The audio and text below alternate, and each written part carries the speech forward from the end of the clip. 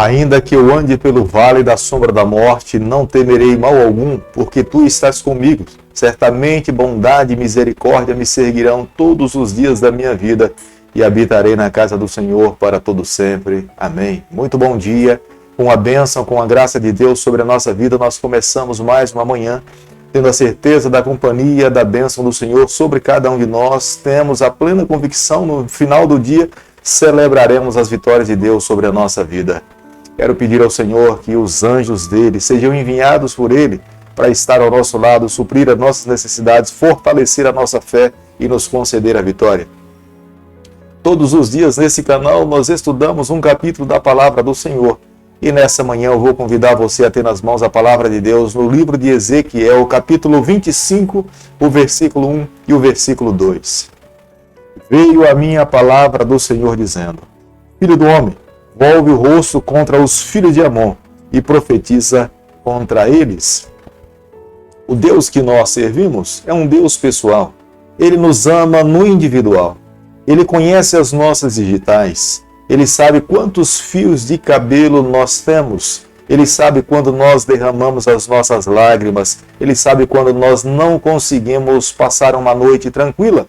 Ele nos conhece melhor do que nós nos conhecemos. Mas não podemos negar que esse mesmo Deus é o Deus que rege as nações. Ele está no controle de toda a história, de todo o planeta Terra. Ele é o mesmo Deus que sofre quando uma das suas nações começa a desviar-se do curso pelo qual ele determina que ela deva caminhar. O capítulo que nós estaremos estudando nessa manhã, ele deve ser estudado paralelo com o livro de Jeremias, do capítulo 13 ao capítulo 32. Ao capítulo 23. Aqui Deus descreve o seu desagrado para as nações que estavam ao redor do povo de Deus e que um dia magoaram, feriram, perseguiram o povo do Senhor. É o mesmo Deus que derrama o seu juízo sobre os seus filhos, é o mesmo Deus que julga aquelas nações que ele incessantemente os chamou para assumir uma aliança com ele e deram as costas para ele. Esse mesmo Deus irá julgar com mesma justiça essas outras nações. No capítulo que nós estamos analisando nessa manhã, nós podemos observar que veio a palavra de Deus ao profeta Ezequiel. O julgamento de Deus iria começar pela sua própria casa, por Jerusalém, pela cidade chamada por Deus como sendo querida do Senhor. Deus iria permitir que uma nação mais poderosa levasse cativo o seu povo, mas Deus iria preservar um remanescente.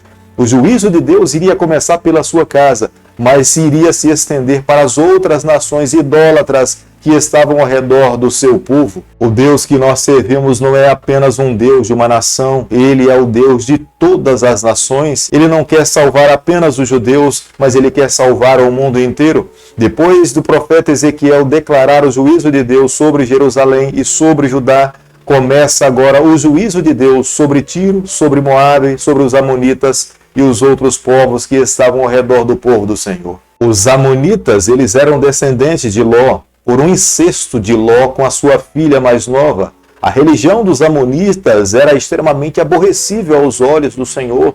Foram os amonitas que implantaram a adoração a Maloque, onde eles mesmos ofereciam os seus filhos para o deus Maloque. Deus não suportava esse tipo de adoração.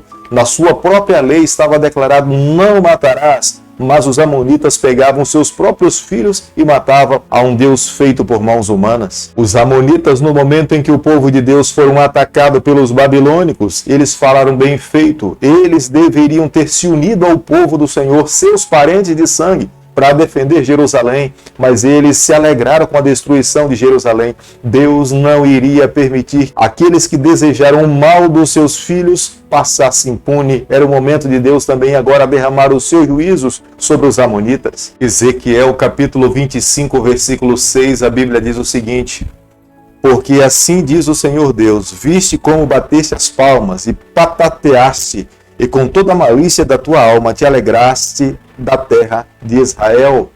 O bater palmas era uma expressão de forte emoção. Bater nas pernas também era uma expressão de forte alegria ou forte tristeza.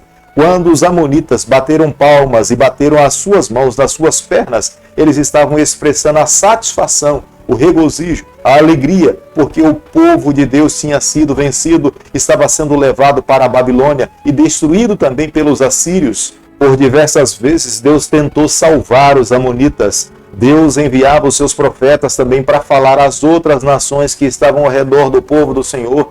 Mas os amonitas também, como os israelitas, trancaram seus corações a Deus. Eles não abriram mão da adoração ao seu próprio Deus. E agora era o momento de Deus derramar os seus juízos, julgar esse povo que por diversas vezes foi chamado por Deus, advertido pelo Senhor, mas escolheram seguir o seu próprio caminho. Como nós podemos ver no versículo 12 do capítulo que nós estamos estudando nessa manhã, Edom, eles descendiam de Esaú.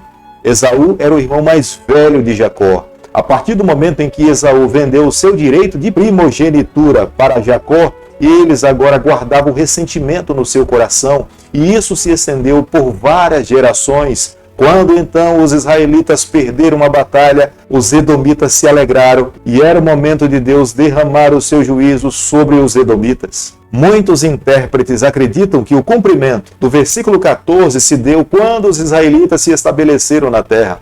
Foram os próprios israelitas que se vingaram contra os edomitas. No período dos Macabeus, quando João Herculano venceu os idumeus e os obrigou a cada um deles a fazer a sua circuncisão, como eles estivessem se aderindo ao povo judeu israelita. Os filisteus é uma outra nação muito bem conhecida pelos israelitas. O período mais difícil para os filisteus foi quando Davi se assentou no trono. Davi conseguiu, pelo poder de Deus, humilhar e subjugar os filisteus por completo. Eles não tiveram forças para lutar contra o povo do Senhor, mas posteriormente os filisteus ainda continuaram a insistir, a incomodar e atacar o povo do Senhor. E essa hostilidade dos filisteus se estendeu até um dia quando Nabucodonosor por completo subjugou os judeus, os israelitas. Todas essas três nações tiveram a oportunidade de seguir exclusivamente ao Deus de Abraão, ao Deus de Isaac, ao Deus de Jacó.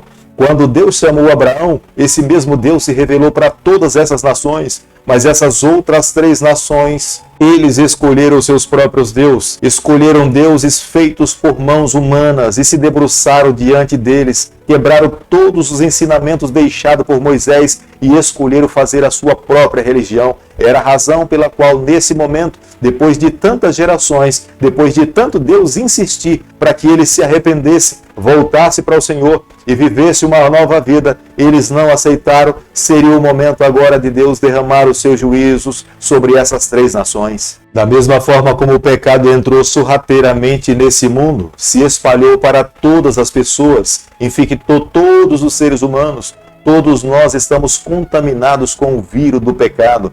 Para que nós possamos combater esse vírus no nosso coração, é necessário clamar por Deus, é necessário buscar ao Senhor, é necessário se submeter a Ele constantemente. Aqueles que buscam resolver os seus problemas com o pecado longe do Senhor, cada vez mais irão viver uma vida degradante. É a razão pela qual essas três nações se enveredaram por caminhos mais distantes de Deus, e Deus não poderia permitir, porque o final deles seria sempre destruição e a morte.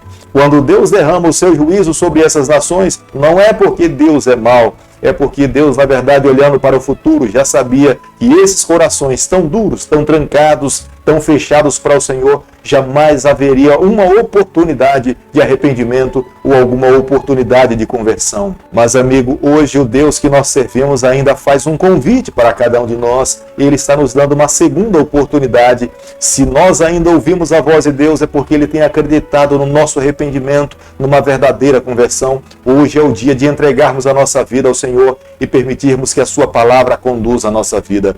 Querido Pai, em Tuas mãos, nessa manhã nós nos colocamos. Queremos viver exclusivamente para o Senhor. Toma o nosso coração, nos conceda a graça de vivermos exclusivamente para Ti. É o nosso pedido e a nossa oração, e nós o fazemos em nome de Jesus. Que o Senhor te abençoe e te guarde. Que Ele faça resplandecer o seu rosto sobre você.